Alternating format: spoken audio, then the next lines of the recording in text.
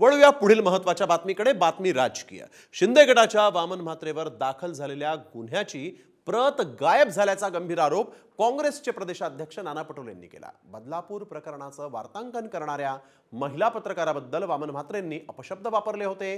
त्या प्रकरणात बदलापूर पोलीस ठाण्यात गुन्हा दाखल करण्यात आला होता। त्या प्रकरणी पटोलेंनी पोलीस खात्यावर गंभीर आरोप केले आहेत।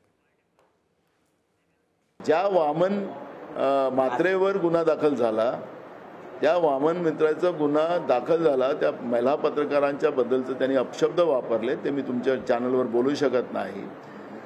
ते आता मला आज कळलं की ते FIR मधून ती कॉपीज गायब झाली। काय चाललंय या महाराष्ट्रामध्ये?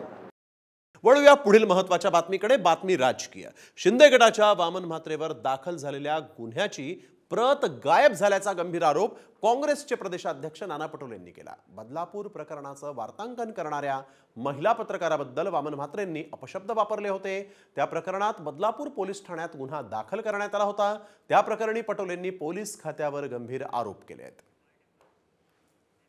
ज्या वामन म्हात्रेवर गुन्हा दाखल झाला, त्या वामन मित्राचा गुन्हा दाखल झाला, त्या महिला पत्रकारांच्या बद्दलचे त्यांनी अपशब्द वापरले, ते मी तुमच्या चॅनलवर बोलू शकत नाही। ते आता मला आज कळलं की ते FIR मधून ती कॉपीज गायब झाली।